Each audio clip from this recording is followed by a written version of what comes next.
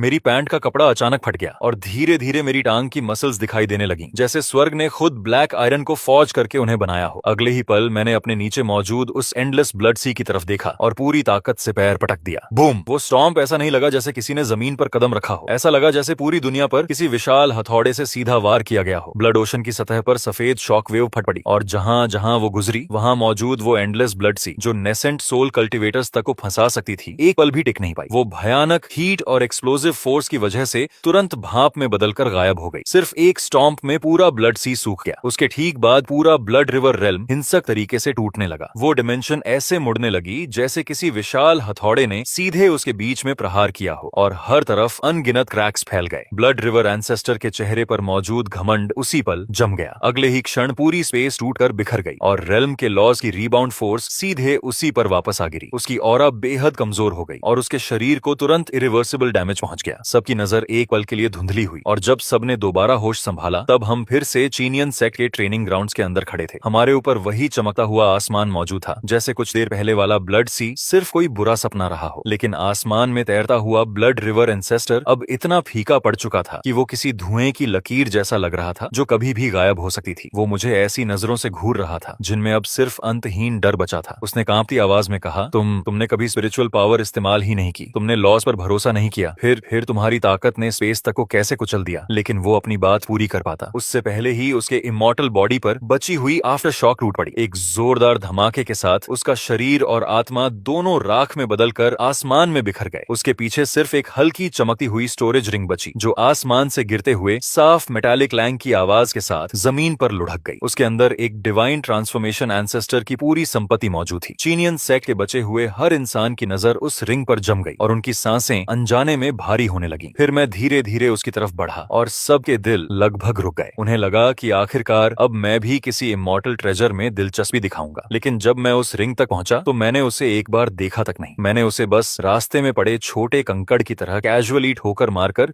दूर किसी कोने में उड़ा दिया। फिर मैं टूटे हुए खंडहरों के बीच आगे बढ़ा और नीचे झुक गया। टूटे पत्थरों के ढेर के नीचे से मैंने वो वुडन बकेट उठाई जो एक्सप्लोजन्स में कुचलकर जगह जगह से छेदों से भर चुकी थी, और मैं बस वहीं खड़ा उस डैमेज्ड बकेट को अपने हाथ में पकड़े रहा। मैंने अपने हाथ में पकड़ी उस वुडन बकेट पर पड़े क्रैक्स को चुपचाप देखा और फिर निराश होकर लंबी सांस छोड़ी।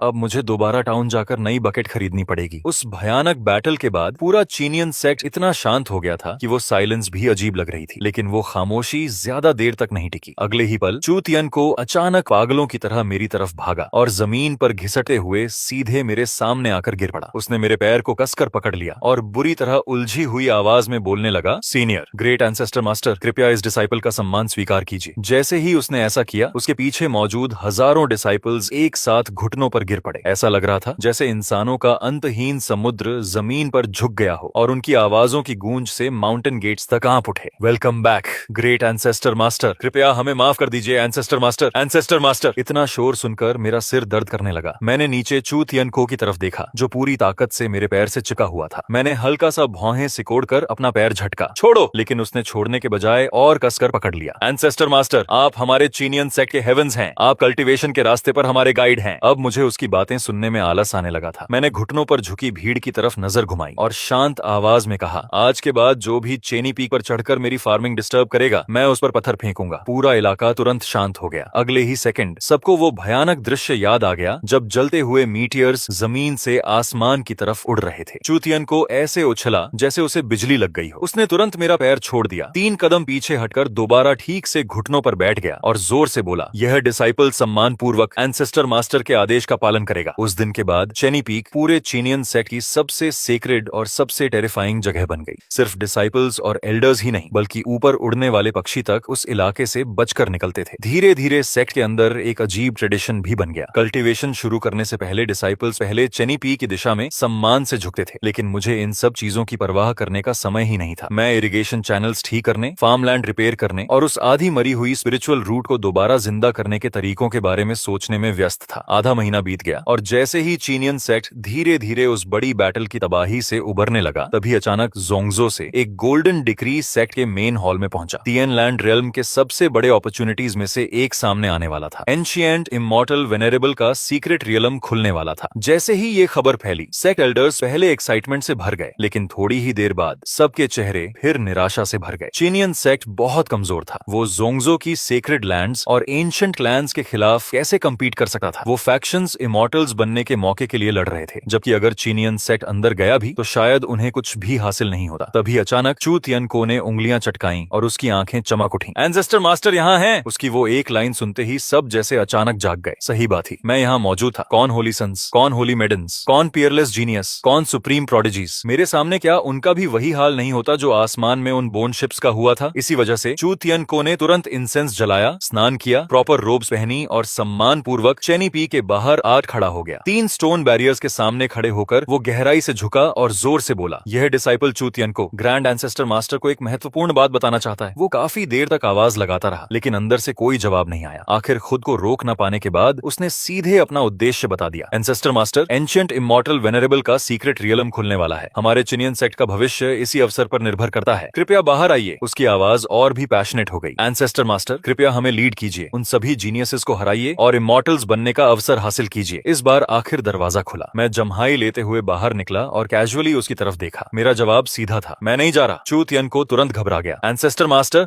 वो इमॉर्टल वेनेरेबल की इनहेरिटेंस है। मैंने आलस से कान खुजाया और कहा, क्या उसे खाया जा सकता है? फिर मैंने अपने फील्ड्स की तरफ देखा। मेरी स्पिरिट राइस पकने वाली है, मैं नहीं जा सका। अब तक चू तियन को लगभग बेचैनी से जलने लगा था। उसने day time ascension, eternal life, heaven and earth के बराबर अस्तित्व, peerless inheritances, supreme magical treasures और लॉस्ट डिवाइन टेक्निक्स तक की बातें शुरू कर दी। उसने हर वो फायदा गिनाया जो उसके दिमाग में आ सकता था, लेकिन पूरी बातचीत के दौरान मैंने सिर्फ एक ही जवाब दिया, इंटरेस्ट इन्वेस्टेड नहीं हूँ। मैं मुड़कर वापस घर के अंदर जाने ही वाला था कि तभी अचानक चू तियन को कुछ याद आया। उसने अचानक जोर से एक शब्द चिल्लाया, फर्टिलाइजर। Grand master. दरवाजे पर रखा मेरा हाथ उसी पल रुक गया। मैंने धीरे धीरे अपना सिर पीछे घुमाया। उम्मीद की चमक देकर चू तियन को ने जल्दी से अपना आखिरी ट्रम्प कार्ड सामने रख दिया। मैंने एंशिएंट रिकॉर्ड्स की जांच की है। उस सीक्रेट रेल्म के बिल्कुल सेंटर में 10,000 ईयर जीरन स्पिरिट सॉइल का एक हिस्सा मौजूद है। वो दुनिया की शुरुआत के समय पैदा हुई ओरिजिनल अर्थ की एक स्ट्रैंड से बना था और उसमें एंडलेस वाइटैलिटी भरी हुई है। वो पूरी दुनिया की हाईएस्ट ग्रेड डिवाइन सॉइल है, अल्टीमेट फर्टिलाइजर। उसकी बात खत्म होते ही उसकी आंखों के सामने कुछ चमका। अगले ही सेकंड मैं उसकी कॉलर पकड़कर उसे हवा में लटकाए खड़ा था। मेरी आंखें चमक रही थीं और मेरी सांसें तक थोड़ी गर्म हो चुकी थीं। मैंने सीधे उसकी आंखों में देखते हुए धीरे धीरे पूछा, 10,000 ईयर फर्टिलाइजर पक्का? मेरी पकड़ चू तियन को की कॉलर पर इतनी ज्यादा कस चुकी थी कि उसका दम लगभग घुटने लगा था और उसकी आंखें तक उलटने लगी थीं, लेकिन फिर भी उसने पूरी ताकत से सिर हिलाया। हाँ बिल्कुल, 10,000 जिन तो छोड़िए, उससे शायद 1,00,000 जिन तक की स्पिरिट राइस भी उगाई जा सकती है। ये सुनते ही मैंने तुरंत उसे छोड़ दिया और वो धड़ाम से जमीन पर गिर पड़ा। उसके बाद मैं तुरंत मुड़ा और तेजी से घर के अंदर चला गया। यहीं रुको। अंदर काफी देर तक चीजें उलट पलट करने की आवाज आती रही। कुछ देर बाद मैं आखिर बाहर निकला और इस बार मेरे कंधों पर 3 विशाल स्नेक स्किन सैक्स लटके हुए थे। उन सैक्स पर 3 साधारण शब्द लिखे थे, प्रॉस्परस एनी ब्रांड। दूसरे हाथ में मैंने एक हो पकड़ी हुई थी जिसे इतना ज्यादा पॉलिश किया गया था कि वो लगभग किसी ट्रेजर आर्टिफैक्ट की तरह चमक रही थी। मैंने जमीन पर बैठकर सांस संभाल रहे चू तियन को की तरफ देखा और छोटा सा जवाब दिया, बहुत बातें हो गई, चलो। 1 घंटे बाद चीनियन सेक्ट के गेट्स के सामने ट्रांसपोर्टेशन अरे एक्टिवेट हो चुका था। वहां सिर्फ 3 लोग जाने वाले थे। सेक्ट मास्टर चू तियन को गंभीर एक्सप्रेशन के साथ खड़ा था, जबकि उसके बगल में मौजूद चू चानियाओ के चेहरे पर अब वो घमंडी एटीट्यूड बिल्कुल नहीं बचा था, जिससे वो पहले सबको खुद से नीचे समझता था। जिस दिन उसे सिर्फ सनफ्लावर सीड से क्लिफ वॉल पर ठोक दिया गया था और उसने अपनी आंखों से मुझे बोन शिप्स तोड़ते और नेसेंट सोल डोमेन को चलते देखा था, उसी दिन से उसकी नजरों में मेरे लिए हॉस्टिलिटी की जगह पागलपन जैसी वर्शिप आ चुकी थी। और जहां तक मेरी बात थी, मैं ग्रुप के सबसे आगे खड़ा था, एक जायंट सैक कंधे पर लटकाए हुए और बाकी 2 सैक्स अपनी कमर से बांधे हुए। मेरे हाथ में वही चमकती हो थी, जबकि पैरों में अब भी वही टूटे हुए स्ट्रॉ सैंडल्स पड़े थे। मुझे देखकर बिल्कुल ऐसा नहीं लग रहा था जैसे मैं इमॉर्टल डेस्टिनी के लिए कंपटीशन में जा रहा हूं। मैं ज्यादा किसी ऐसे किसान जैसा लग रहा था जो फर्टिलाइजर खरीदने मार्केट जा रहा हो। और ऊपर से मैं इम्पेशेंट भी होने लगा था। जल्दी करो, तुम लोग इतने स्लो क्यों होने हो? अगर हम देर से पहुंचे और सारा फर्टिलाइजर पहले ही कोई ले गया तो? अचानक रोशनी की चमक फूटी और हम तीनों ट्रांसपोर्टेशन अरे के अंदर गायब हो गए। अगले ही पल हम जोंगो फॉलन इमॉर्टल वैली में पहुंच चुके थे। आसपास की स्पेस हल्की डिस्टॉर्ट हुई, जबकि स्पिरिचुअल लाइट हर तरफ फैल गई और वहां पहुंचते ही मुझे हेवन एंड अर्थ एनर्जी की इतनी घनी मौजूदगी महसूस हुई कि वो लगभग मेरे अस्तित्व के बिल्कुल उलट थी। पूरी वैली ग्रैंड इमॉर्टल ऑरा से भरी हुई थी। हर तरफ फ्रेशेस्ट ट्रेजर्स चमक रहे थे और ऑस्पिशियस लाइट पूरे इलाके को रोशन कर रही थी। ऊपर आसमान में सेक्रेड लैंड्स के होली सन्स 9 सिर वाले ड्रैगन्स द्वारा खींचे जा रहे गोल्डन चैरियट्स पर बैठे हुए थे, जबकि कुछ लोग 7 कलर्ड फ्लाइंग सोर्ड्स के ऊपर खड़े थे।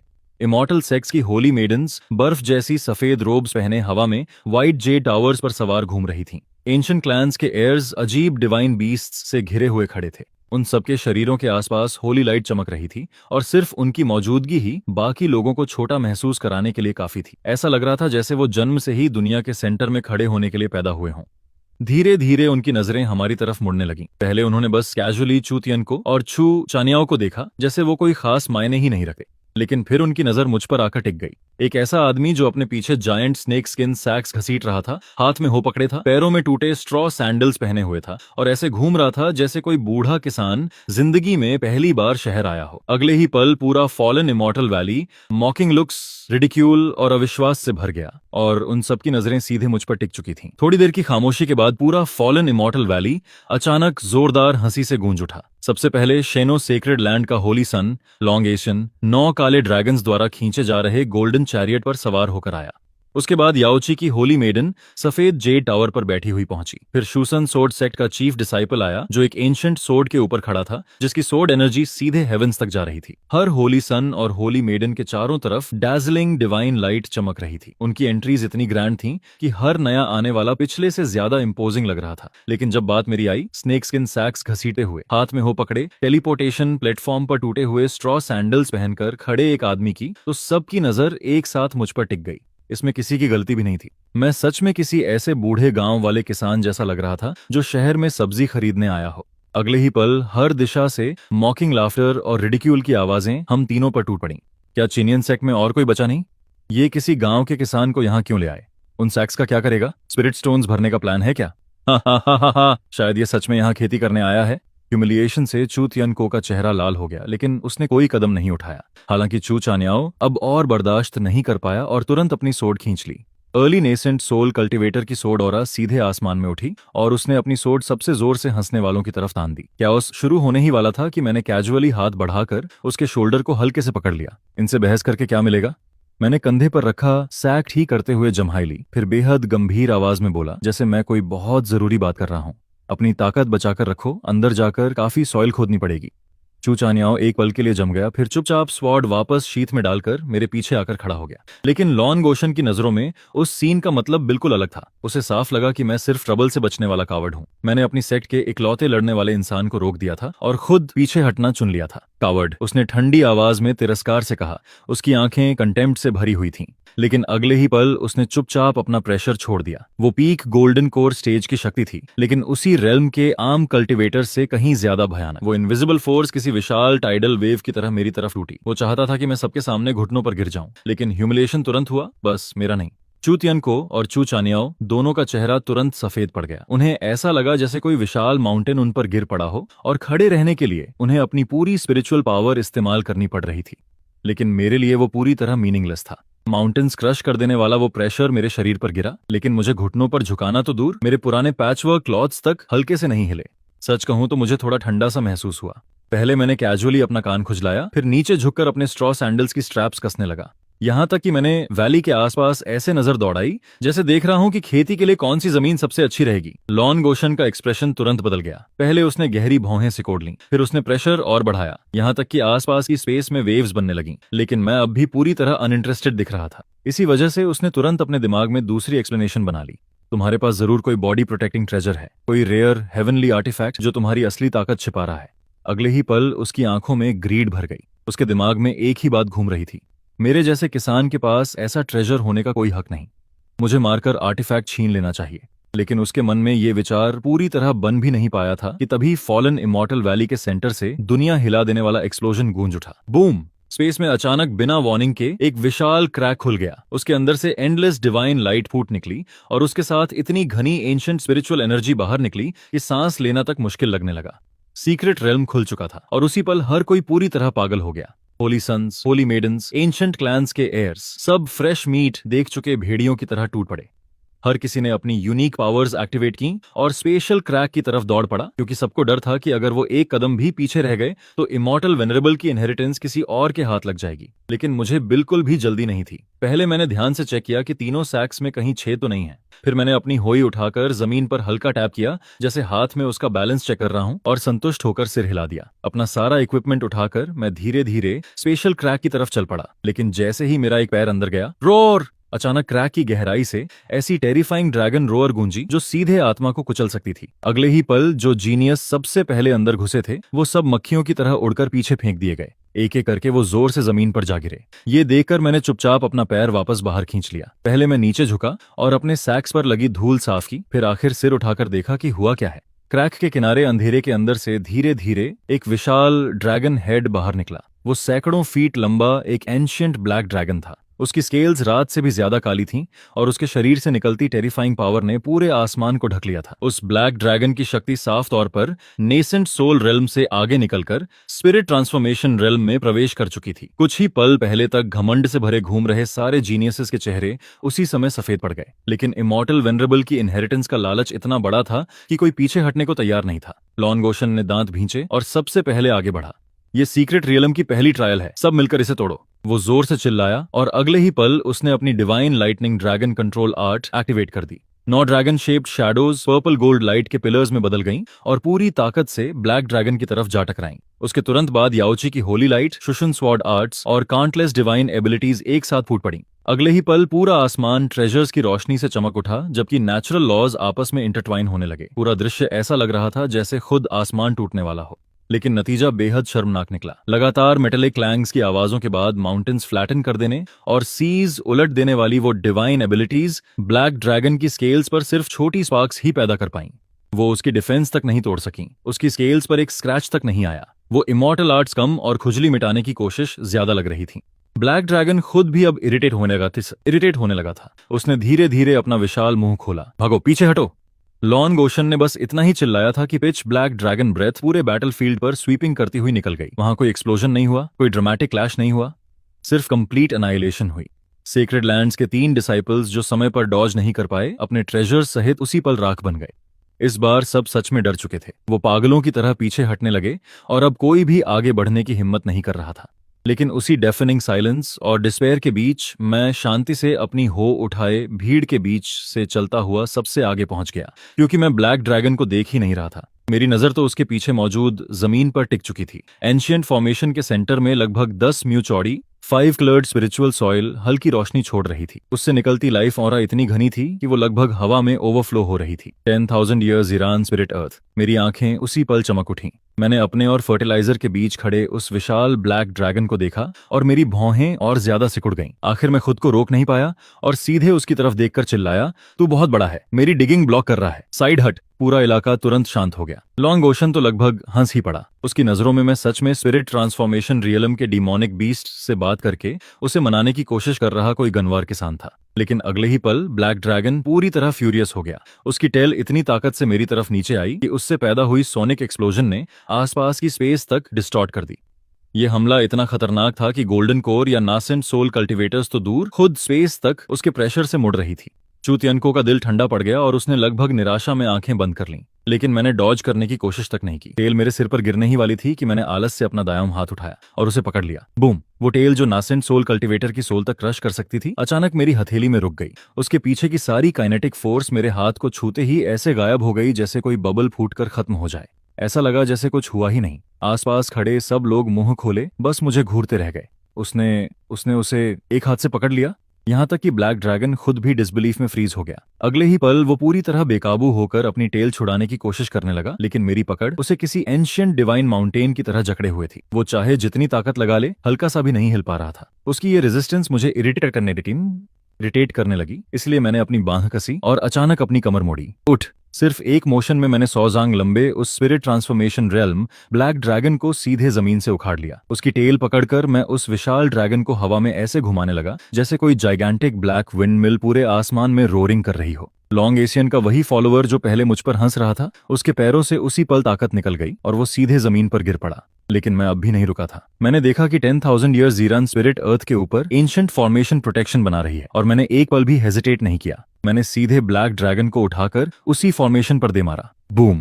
पहला प्रहार। फॉर्मेशन वायलेंटली फ्लैश हुई जबकि ब्लैक ड्रैगन दर्द से चीख उठा। बूम! दूसरा प्रहार। पूरी फॉर्मेशन में क्रैक्स फैल गए जबकि ड्रैगन की स्केल्स टूटने लगीं। बूम!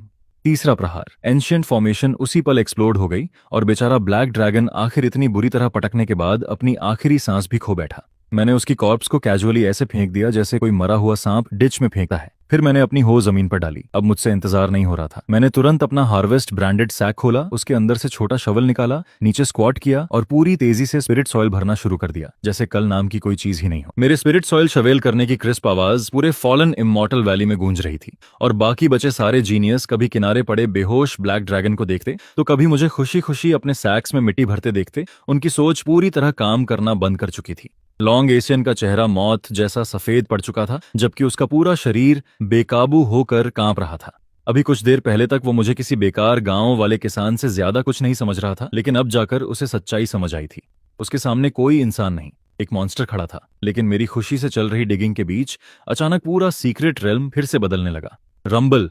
जमीन हिंसक तरीके से टूटने लगी। मेरे पैरों के नीचे मौजूद 10,000 ईयर्स ज़ीरान स्पिरिट अर्थ पूरे फॉलन इमॉर्टल वैली के साथ कांपने लगी। फिर अचानक जमीन की गहराई से एक अंधेरी और बॉटमलेस एबीस फटकर खुल गई। आसमान में ब्लड रेड लाइटनिंग फैल गई जबकि धरती के नीचे से ऐसी ऑरा फूटी जो ब्लैक ड्रैगन से 100 गुना ज्यादा टेरिफाइंग और 1000 गुना ज्यादा एंशिएंट थी। अगले ही पल एक ठंडी और घमंडी हंसी सीधे सबकी आत्माओं के अंदर गूंज उठी। 10,000 साल, पूरे 10,000 साल। आखिर इस लॉर्ड ने फिर से रोशनी देख ही ली। उसकी आवाज लगातार गूंजती रही जबकि पूरी दुनिया कांप रही थी। कौन सी इमॉर्टल वेनरेबल इनहेरिटेंस? ये पूरा सीक्रेट रेल्म तो सिर्फ तुम सबको यहाँ लाने के लिए रखा गया बेट था। इस युग का फ्रेश ब्लड एंड फ्लैश। सबके दिल उसी पल डूब गए। ये ट्रैप था। शुरू से अंत तक पूरा सीक्रेट रेल्म सिर्फ एक विशाल डिसेप्शन निकला। कुछ ही पलों बाद अबिस के अंदर से 10,000 जांग से भी ऊंचा हॉरिफाइंग शैडो धीरे धीरे ऊपर उठने लगा। उसका चेहरा साफ दिखाई नहीं दे रहा था, सिर्फ उसकी 2 आंखें दिख रही थीं जो एंडलेस ब्लैक होल्स की तरह अपने आसपास की हर चीज को निगल रही थीं। सिर्फ उसकी एक नजर ही चूतियन को जैसे नेसेंट सोल कल्टीवेटर की सोल तक तोड़ देने के लिए काफी थी। एंशिएंट क्लैन के एक एयर ने उसे तुरंत पहचान लिया और डर के मारे घुटनों पर गिर पड़ा। हेवंस वॉलोइंग ईविल इमॉर्टल, ये हेवंस वॉलोइंग ईविल इमॉर्टल की रेमनेंट सोल है, जिसे पहले इमॉर्टल वेनरेबल ने यहां सील किया था। तोंतियन नाम का वो डिमोनिक इमॉर्टल सबके डर का मजा लेता हुआ मुस्कुराया। पहले उसने कैजुअली हाथ उठाया और सीक्रेट डायमेंशन के एग्जिट पोर्टल को आसानी से मिटा दिया। उसके बाद सबने घबराकर अपने टेलीपोर्टेशन स्टोन्स क्रश किए, लेकिन कुछ नहीं हुआ। एग्जिट पूरी तरह सील हो चुका था। उस पल तक घमंड से भरे घूम रहे सारे होली सन्स और होली मेडन्स आखिर टूट गए। सबसे पहले लॉन्ग एशियन घुटनों पर गिरा। डर से उसका पूरा शरीर कमजोर पड़ चुका था और वो बार बार सिर जमीन पर मारते हुए चिल्ला रहा था, ग्रेट डेमोनिक इमॉर्टल, मैं शेनो सेक्रेड लैंड का होली सन हूँ। मेरा ब्लड आपके काम जरूर आएगा। कृपया मेरी जान बख्श दीजिए। याओची की होली मेडन भी डर से पूरी तरह सफेद पड़ चुकी थी। रोते चिल्लाते हुए कह रही थी कि वो स्लेव बनने के लिए तैयार है। बाकी सबका हाल भी अलग नहीं था। हर कोई डर से कांप रहा था और अपनी सारी शर्मनाक साइड बाहर निकाल चुका था, पूरी तरह कल्टीवेटर्स की डिग्निटी को मिटाते हुए। टोनतियान संतुष्टि से मुस्कुराया, फिर उसने अचानक गहरी सांस ली। बाहर घुटनों पर पड़े कई गोल्डन कोर कल्टीवेटर्स प्रतिक्रिया देने से पहले ही सूख गए। उनका फ्लैश, कल्टीवेशन और सोल सब खिंचकर लाल रोशनी की स्ट्रीम्स में बदल गए और सीधे डिमोनिक इमॉर्टल के मुंह में चले गए। जमीन पर सिर्फ सूखी हुई कॉर्प्सेस बचीं। उस समय तक सारी उम्मीद पूरी तरह खत्म हो चुकी थी और उस डिस्पेयर, क्राइंग और स्क्रीमिंग से भरी जगह में सिर्फ मैं अलग था। मुझे उसकी किसी बात से कोई फर्क नहीं पड़ रहा था। इस समय मेरी सबसे बड़ी समस्या थी हवा। एबिस से निकल रही ईविल विंड बहुत ज्यादा तेज थी, इतनी कि मेरी आंखें तक ठीक से नहीं खुल पा रही थीं। और सबसे जरूरी बात, वो बार बार मेरे फर्टिलाइजर सैक को उड़ाने की कोशिश कर रही थी। इसलिए मैंने सबसे पहले उस सैक को कसकर पकड़ लिया जो पहले से आधा स्पिरिट सॉइल से भर चुका था। फिर हवा से लड़ते हुए उसे मजबूती से बांधा और ऊपर से एक बड़ा डर्ट चंक रख दिया ताकि वो उड़ न जाए। मैं सच में परेशान था कि कहीं फर्टिलाइजर का एक ग्रेन तक हवा में न उड़ जाए। नेचुरली डिमोनिक इमॉर्टल ने यह सब देखा। जबकि बाकी सब लोग घुटनों पर थे या उनकी लाइफ फोर्स खींची जा रही थी, मैं एक ऐसा मॉर्टल जिसके शरीर में स्पिरिचुअल पावर का जरा सा भी निशान नहीं था, वहां बैठा मिट्टी की बोरी बचा रहा था। टोनतियन उसी पर इरिटेट हो गया। एक मामूली मर्टल मेरे सामने डिसरिस्पेक्ट दिखाने की हिम्मत करता है?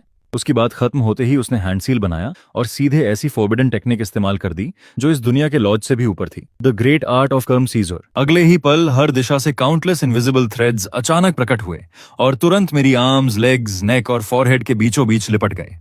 वो थ्रेड्स खुद फेट के थे, जो मेरे पास्ट, प्रेजेंट और फ्यूचर से जुड़े हुए थे। थ्योरी के हिसाब से जैसे ही वो थ्रेड्स टाइटन होते, मुझे टाइम के फ्लो से पूरी तरह इरेज हो जाना चाहिए था। चूतियन को और चूचानियाओं का दिल ठंडा पड़ गया ये देखकर।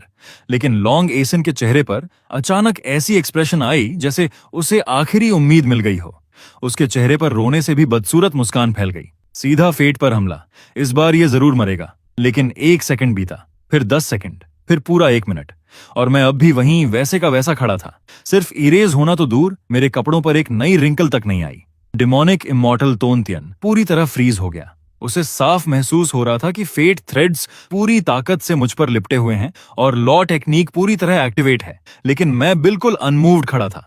उसके लिए यह ऐसा था जैसे कोई स्पाइडर सिल्क से पूरे यूनिवर्स को खींचने की कोशिश कर रहा हो। आखिर मुझे खुद लगा कुछ गड़बड़ है। मैंने नीचे देखा उन चिपचिपी चीजों की तरफ जो मेरे शरीर से लिपटकर हाथ पैर हिलाने में दिक्कत कर रही थीं, और मेरी भौहें तुरंत सिकुड़ गईं।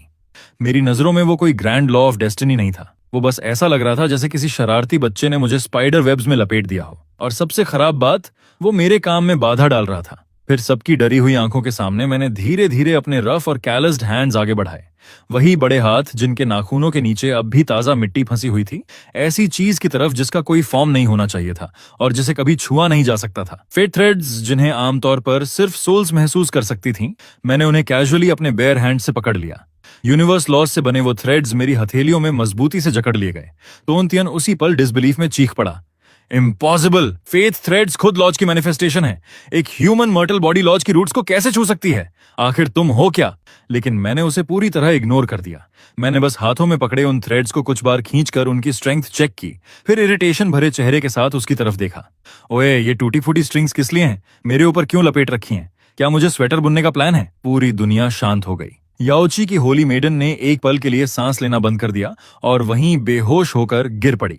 लॉन्ग ओशन का दिमाग पूरी तरह ब्लैंक हो चुका था, जबकि उसके मुंह के कोने से धीरे धीरे लार बह रही थी और उसे खुद एहसास तक नहीं था। वो डेस्टिनी लॉज थे और मैं उन्हें नैटिंग स्ट्रिंग्स बोल रहा था। लेकिन साफ था कि अब मेरा पेशेंस खत्म हो चुका था। मैंने अचानक फेथ थ्रेड्स पर अपनी पकड़ कस दी और मेरी आर्म्स की मसल्स ऐसे उभर गईं जैसे एंशिएंट ड्रैगन्स नींद से जाग रहे हों। अगले ही पल मेरी बाहों से टेरिफाइंग स्ट्रेंथ फूट पड़ी। पूरा सीक्रेट रेल्म हिंसक तरीके से कांपने लगा। सिर्फ थ्रेड्स नहीं, पूरी दुनिया हिल रही थी। आसमान की ब्लड रेड लाइटनिंग अचानक गायब हो गई, जबकि जमीन एंडलेस क्रैक्स से भर गई। स्पेस खुद शैटर्ड ग्लास की तरह फ्रैक्चर्स से भरने लगी।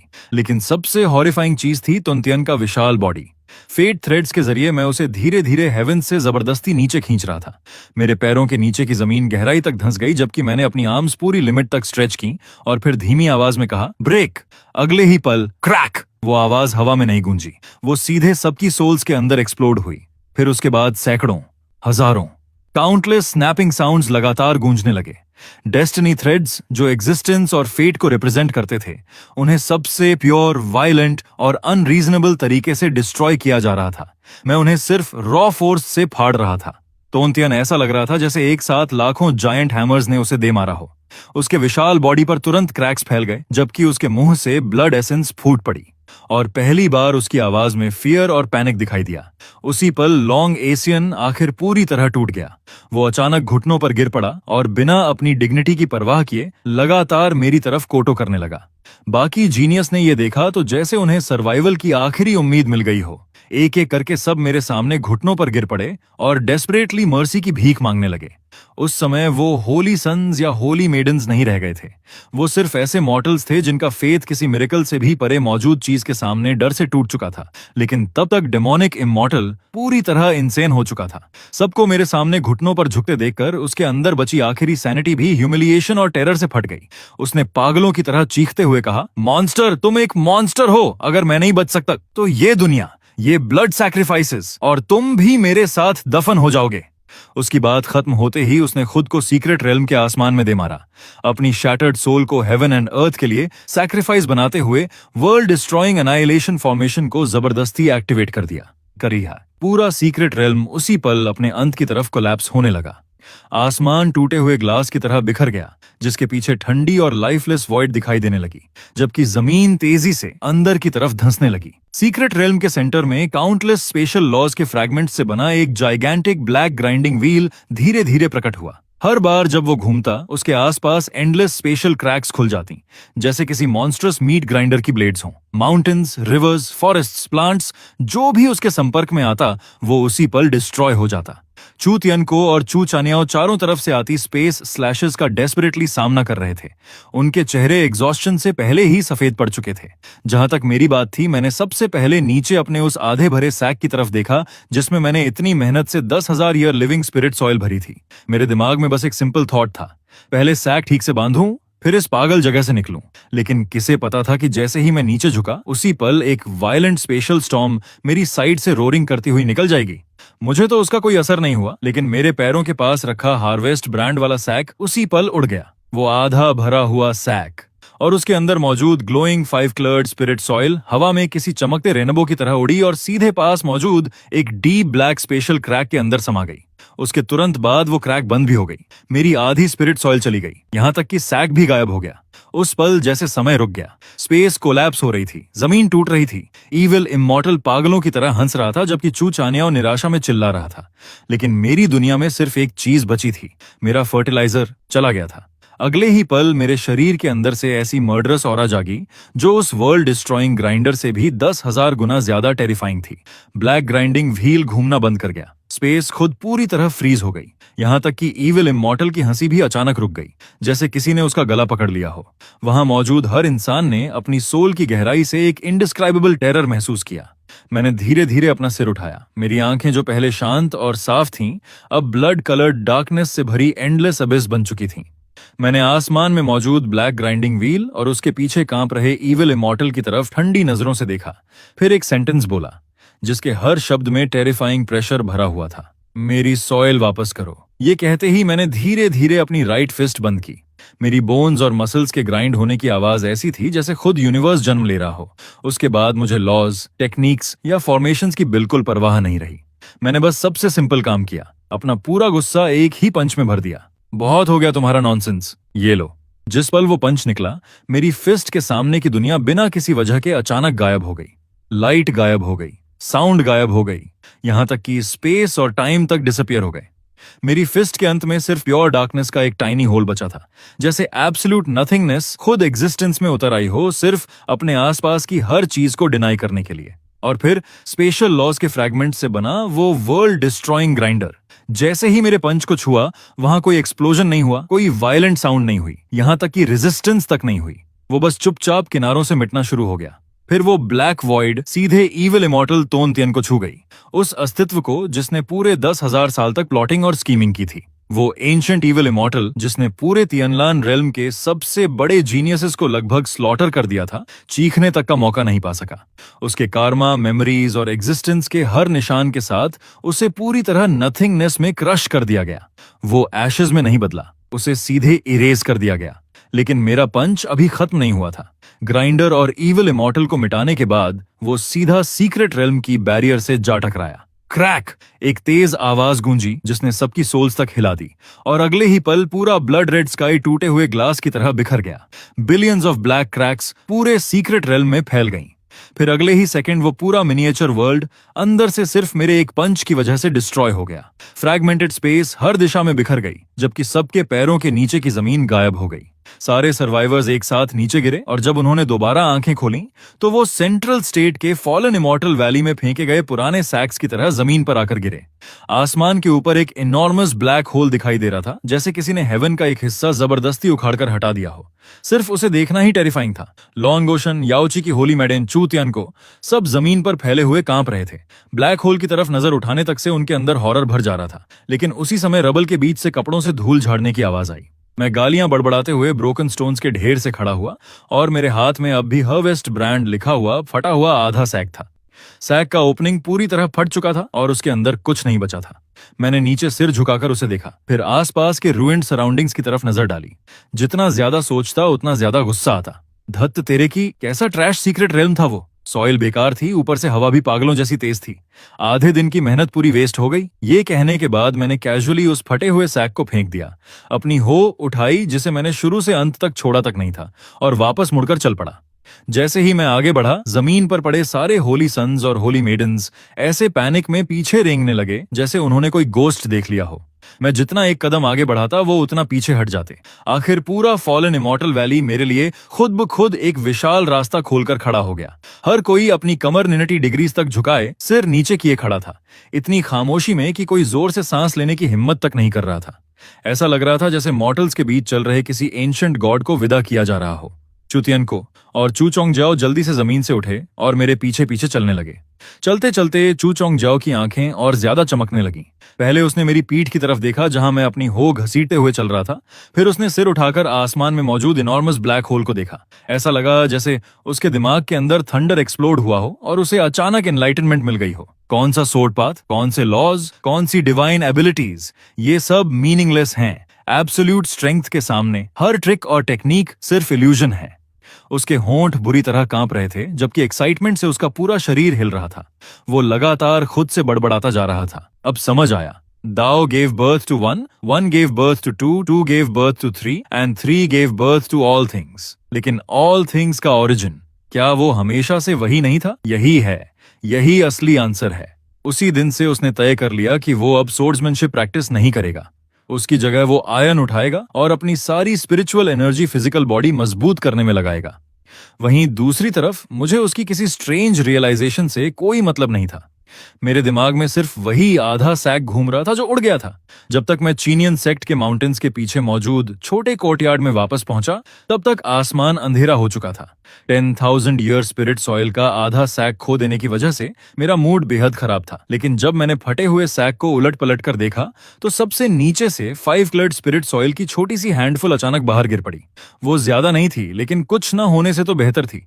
मेरी आंखें तुरंत चमक उठी। मैंने जल्दी से उस प्रेशियस फर्टिलाइजर को उठाया और केयरफुली अपनी स्पिरिट राइस फील्ड में फैला दिया। जैसा मैंने सोचा था वैसे ही कई स्पिरिट राइस स्टॉक्स तुरंत विजिबली हेल्थियर और वाइब्रेंट हो गए। उनकी लीव्स लाइफ से भरी हुई दिख रही थीं और उनके आसपास की वाइटैलिटी ऑरा भी नोटिसेबली थिक हो गई। आखिरकार मेरे चेहरे पर पहली बार सैटिस्फाइड स्माइल आई। कम से कम ये ट्रिप पूरी तरह वेस्ट नहीं गई। लेकिन जैसे ही मैं संतुष्ट होकर अंदर जाकर खाना बनाने की सोचने लगा, बूम! अचानक आसमान में डेफनिंग थंडर फूटा। मैंने जैसे ही ऊपर देखा, मेरा एक्सप्रेशन तुरंत डार्क हो गया। जो नाइट स्काई अभी साफ था, वो अब समहाउ एक जाइगेंटिक 9 कलर ट्रिब्यूलेशन क्लाउड से पूरी तरह ढक चुका था। क्लाउड्स के अंदर लाइटनिंग स्नेक्स पागलों की तरह नाच रहे थे, जबकि एंडलेस फ्लैशेस पूरे हेवेंस को रोशन कर रही थीं। आसमान से धीरे धीरे ऐसी टेरिफाइंग प्रेशर उतर रही थी कि पूरे त्यानलन रियलम का हर लिविंग बीइंग डर से कांपने लगा। मैं उस ट्रिब्युलेशन क्लाउड को घूरता रहा, जबकि मेरी ब्राउज और ज्यादा सिकुड़ गईं। चेहरा अनॉयंस और वरी से भर गया। अब क्या हुआ? मौसम अचानक फिर क्यों बदल गया? कहीं जोरदार बारिश तो नहीं होने वाली? मैंने अभी अभी फील्ड में फर्टिलाइजर डाली है, उम्मीद है बारिश उसे बहाकर नहीं ले जाएगी। वहीं दूसरी तरफ त्यानलन रेल्म के बाहर एंडलेस केओस ऑफ कॉस्मोस के अंदर टाइम रिवर के ऊपर साइलेंटली फ्लोट कर रहे इमॉर्टल पैलेस में काउंटलेस स्टार्स के स्केलेटन से बने मैग्निफिसेंट इमॉर्टल हॉल के भीतर एक जोड़ी जाइगेंटिक आईज, जो पता नहीं कितने टेंस ऑफ थाउजेंड्स ईयर्स से बंद थीं, अचानक खुल गईं। उन आंखों में कोई इमोशन नहीं था, सिर्फ एब्सोल्यूट ऑर्डर और सुप्रीम मैजेस्टी थी। फिर एक ठंडी आवाज, जो खुद हेवन लॉज जैसी लग रही थी, पूरे इमॉर्टल रेल्म में गूंज उठी।